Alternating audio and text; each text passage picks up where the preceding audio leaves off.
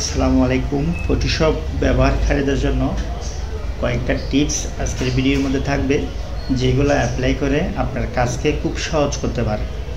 আমি কয়েকটা দেখাবো, তার মধ্য থেকে যেটা সহজ মনে হবে, যেটা আপনার কাছে বেস্ট মনে হবে, আপনি সেটাই ব্যবহার করতে পারেন। আমরা নর্মালি একটা ছবি যখন লাইটিং করতে হয় বা ব্রাইটনেস বাড়াতে হয়, সেক্ষেত্রে আমরা যে কাজটা করে থাকি, অ্যাডজাস্টমেন্ট থেকে আমাদের কার্ভ টুলটা জাস্ট বাড়াই ফেলি।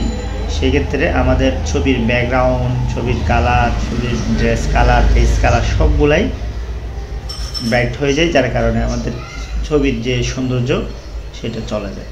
তো আমরা ওটা একটু ভিন্নভাবে যদি করে থাকি, আমরা নর্মালি যে ব্যাকগ্রাউন্ড অপশনে চলে যাব, লেয়ার থেকে ব্যাকগ্রাউন্ডের ওখানে আমরা নিউ একটা লেয়ার তৈরি করব, ক্রিয়েট এ নিউ লেয়ার। এখানে ক্লিক করে আমরা নিউ লেয়ারে চলে যাব। তো এই ছবির মধ্যে আমরা একটা জিনিস ভালো করে দেখতেছি যে ছবির যে ফেস কালার এবং ফেসের নিচে, গলার নিচে যে কালারটা আছে, সেই কালারটার মধ্যে অনেক ডিফারেন্স হয়ে গেছে।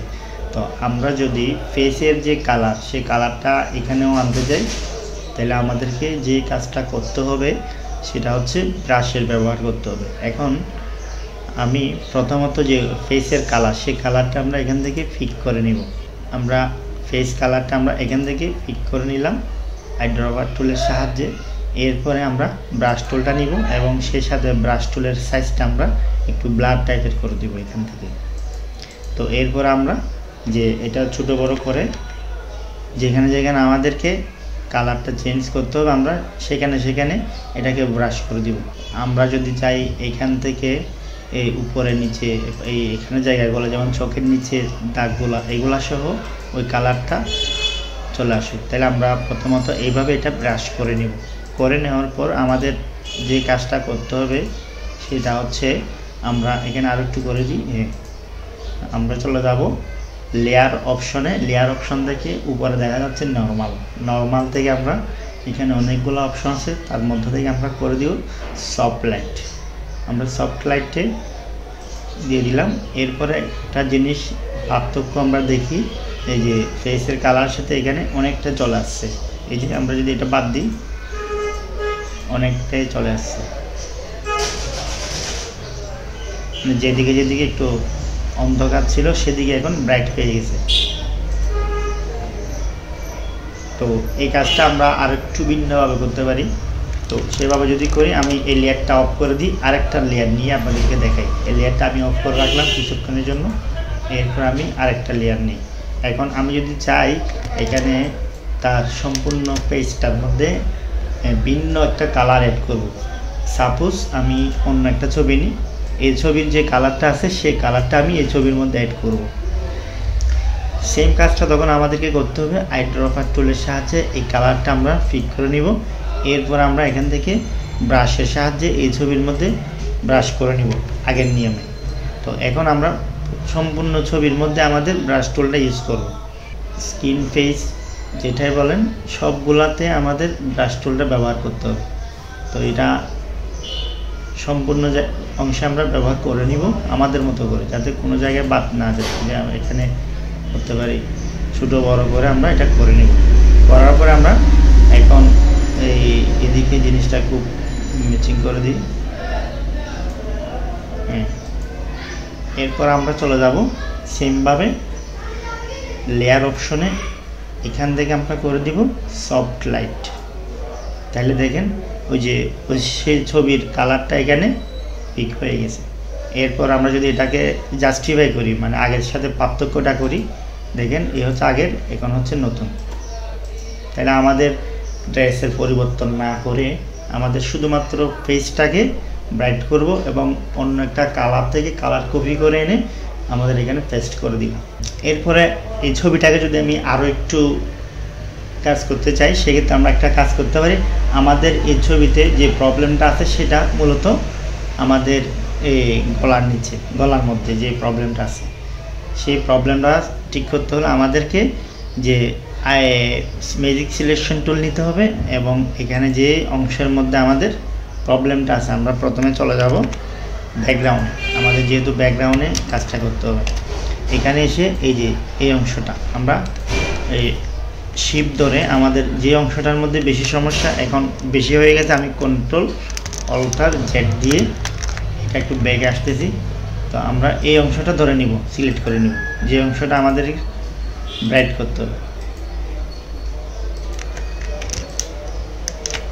পাশাপাশি আমরা চোখের নিচে এই অংশটা সহ ব্রাইট করে নেব। এই যে অংশগুলোর মধ্যে সমস্যা আছে এটা ধরতেছে। তো সবগুলা ধরা শেষ হলে এটা বেশি হয়ে গেছে, সেজন্য আমি এটা বাদ দিব কন্ট্রোল অল্টার জেড সাহায্যে। আমরা এটুকু নিলাম, নেওয়ার পর আমরা এখন একটু ফেদার অ্যাড করব। কন্ট্রোল অল্টার ডি অথবা অপশন থেকে করতে পারি ফেদার সিলেকশন। এখানে আমরা মিনিমাম 15 বা 20 দিতে পারি, দিয়ে আমরা ব্রাইটনেসটা বাড়িয়ে নিব শুধু এই জায়গাগুলোতে, অন্য কোনো জায়গায় আমরা ব্রাইটনেস বাড়াবো না। আমরা ব্রাইটনেস বাড়ানোর জন্য অ্যাডজাস্টমেন্ট থেকে কাট টুলটা অন করে এখান থেকে বাড়াতে পারি। এটা বাড়ানোর পরে যদি আমরা ওই সে কাজটা করে থাকি, এটা বাড়ালাম, বাড়ানোর পরে আমি এখন সিলেকশনটা ক্যান্সেল করে দিচ্ছি। এখন আমি যে লেয়ারের যে কাজগুলো করছিলাম আমি সেগুলো এখন অন করে দেখি, আমার ফেসের যে প্রবলেম ছিল সেটা অনেকটাই সলভ হয়ে গেছে। তাহলে এখানে এই ড্রেসের কোনো পরিবর্তন হয় নাই, ড্রেস কালারের কোনো পরিবর্তন হয় নাই। আমরা যদি এটাকে সরাসরি ব্রাইটনেস এখান থেকে বাড়াতাম তাহলে আমাদের ড্রেসের যে কালার সেটাও পরিবর্তন হয়ে যেত। এই যে তাহলে আমরা এখন যেটা করছি সেটার কারণে আমাদের ড্রেসের পরিবর্তন হয় নাই। এরপরও এই কাজগুলো আমরা করার পরও আমরা এখানে ব্রাইটনেসটা একটু অ্যাডজাস্টমেন্ট করে নিব। কতটুকু করব সেটা হচ্ছে যে আমার ছবির উপর ডিপেন্ড করে আমরা সেটা করব। যেমন আমি যদি এখান থেকে কার্ভ টুলের ব্যবহারটা করে থাকি তাহলে আমরা অল্প পরিমাণ আমরা ব্যবহারটা করতে পারি, অল্প পরিমাণ 10% পর্যন্ত আমরা করতে পারি, যেটার ফলে আমাদের ছবির ব্যাকগ্রাউন্ডে কোনো ইফেক্ট হবে না। এরপর আমরা যদি এই কাজগুলো অ্যাপ্লাই করি, এখন আমি দুইটা লেয়ার অ্যাড করলাম, দুইটা লেয়ার যদি আমি এখানে অ্যাড করি, যে আমি দুইটা লেয়ার একসাথে এখানে অন করলাম, এখন যে ছবি আগের যে ছবি ছিল সেটার সাথে এখানের যে পার্থক্যটা আমরা এখন একটু দেখব। এই যে এটা ছিল আগের ছবি, এখন এই নতুন ইফেক্টগুলো ব্যবহার করার পরে এটা হচ্ছে বর্তমান ছবি। তাহলে আমাদের যে ফেসের উজ্জ্বলতা সেটা অনেকটাই বেড়ে গেছে। ছবির মধ্যে যে একটা গ্লুসি ব্যবহার করছিলাম সেই গ্লুসিটা ব্যবহার করার জন্য আমরা ফটোশপ থেকে ব্যবহার করলে অনেক জটিল, এটাকে নির্দিষ্ট এরিয়া সিলেক্ট করে সেটা আমরা গ্লুসি ইফেক্ট এখান থেকে করতে হবে। তা না করে আমরা এটাকে একটু অনলাইন থেকে এআইয়ের সাহায্য নিব। তো একটু পরে দেখেন আমি কি করি, জাস্ট 1 মিনিটের মধ্যে ছবিটার সম্পূর্ণ লুকিংটা পরিবর্তন হয়ে যাবে। আমরা যে কোনো একটা ব্রাউজারে যাব, সেখানে গিয়ে লিখব ইনহ্যান্স ফটো, এটা লিখে সার্চ দেওয়ার পরে প্রথমে যে ওয়েবসাইটটা আসবে আমরা সেটাতে যাব, গিয়ে আমরা জাস্ট আমাদের যে ছবি সেটা আমরা এখানে আপলোড করব। আমার এই ছবিটা আমি এখান থেকে আপলোড করে দিচ্ছি। তো আপলোড করে দেওয়ার পর আমরা এখানে জিমেইল আইডি সাইন ইন করা থাকলে ভালো হয়। আপলোড করার সাথে সাথে আমাদেরকে একটা রেজাল্ট দিবে যে আমার আগের ছবিটা থেকে বর্তমান যে ছবিটা এরা করে দিচ্ছে সেটা আমাদেরকে দেখাচ্ছে। এখানে একটু ভালো করে দেখেন, আগের ছবিটা ছিল এখানে, এরপরে পরবর্তী এআই দ্বারা এটাকে গ্লুসি অ্যাড করে এখানে আমাদেরকে দিচ্ছে। এরপর আমরা এটাকে ডাউনলোড করে নিতে পারি বা স্ক্রিনশট করে নিতে পারি। আমরা সরাসরি ডাউনলোড করে নিলাম। এই হচ্ছে আমার সে ছবি। আমরা মুখের নিচে যে কালারটা নিয়ে প্রবলেম ছিল সেই কালারটা এখন পরিপূর্ণভাবে সলভ হয়ে গেছে। এখন দেখেন যে আমাদের ছবির মধ্যে কি পরিমাণ পরিবর্তন করে নিচ্ছি আমরা। ভিডিও থেকে যদি কিছু শিখে থাকেন তাহলে অবশ্যই কমেন্টস করে জানাবেন এবং চ্যানেলটাকে সাবস্ক্রাইব করবেন।